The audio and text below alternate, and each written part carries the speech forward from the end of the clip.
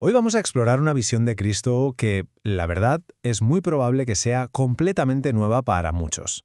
Nos vamos a sumergir en los escritos gnósticos de Samael Aun Weor para entender una interpretación que, le da una vuelta a siglos y siglos de creencias convencionales. Y la cosa empieza con una pregunta que lo cambia todo.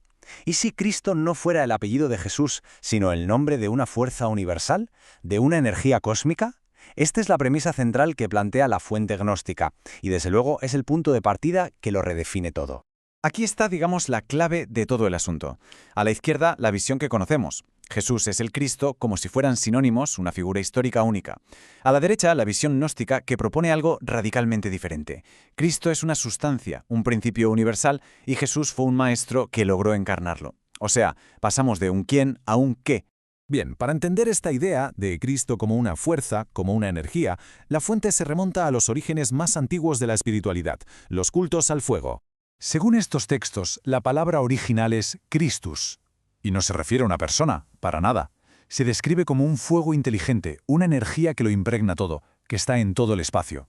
Pensemos en ello como una fuerza fundamental del universo, como la gravedad, pero con consciencia. Una sustancia, no un individuo. Claro, si aceptamos esta premisa, si Cristo es un principio universal, la conclusión es inevitable. No puede pertenecer a una sola religión. Según esta visión, tiene que ser la base, la piedra angular de todas ellas. Esta cita de la fuente lo resume a la perfección. La idea es que las distintas religiones del mundo, en el fondo, no son más que adaptaciones culturales de una única verdad, de una sola religión cósmica que va cambiando de nombre y de forma a lo largo de la historia y según el lugar. Y aquí tenemos algunos ejemplos de cómo se manifiesta este principio. La fuente lo ve en muchísimas figuras de diferentes culturas, por ejemplo en Osiris en Egipto, en Mitra en Persia, en Quetzalcóatl en México o en Krishna en la India. Todos ellos, bajo esta óptica, serían encarnaciones de ese mismo fuego cósmico y universal. El argumento que se presenta es que las figuras del cristianismo no aparecieron de la nada, son más bien nombres nuevos para arquetipos que ya existieran. Los dioses y diosas paganos se convierten en el Padre y la Madre divinos, los semidioses y héroes en ángeles y santos, y las grandes diosas madre, como Isis por ejemplo, son absorbidas por la figura de la Virgen María. Es una continuación, no una ruptura total. Vale, entonces, si este principio ya existía en tantas culturas, ¿por qué fue tan importante la llegada de Jesús? El texto lo sitúa en un momento histórico muy concreto, una época de profunda decadencia espiritual que pedía a gritos una renovación. La fuente nos pinta un cuadro del mundo romano en una auténtica crisis de fe. La creencia en los antiguos dioses se había evaporado. Figuras como Baco o Venus ya solo servían para hacer chistes en las comedias y los sacerdotes pues habían perdido toda su credibilidad. Esto generó un vacío espiritual enorme que urgentemente necesitaba ser llenado. Y en este escenario de crisis es donde emerge la figura de Jesús. Se le presenta como el ser necesario para manifestar esa religión universal de una forma nueva, fresca y revitalizada, adaptada a los nuevos tiempos que venían. Fue, según estos escritos, el héroe divino para una nueva edad. Y ahora es cuando la explicación se pone, si cabe, más esotérica. Porque claro, si Cristo es una energía que se puede encarnar, la pregunta del millón es ¿cómo se hace? Y el texto propone un mecanismo muy específico. La pregunta es así de directa. ¿Cuál es el método? ¿Cuál es la ciencia o el arte que permite a una persona asimilar y manifestar ese principio divino dentro de sí? La fuente lo llama el gran arcano, el gran secreto. Pues bien, la respuesta que se da en el texto es la magia sexual.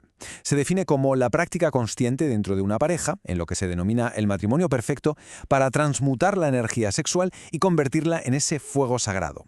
Esa sería la clave que permite la encarnación del Cristo.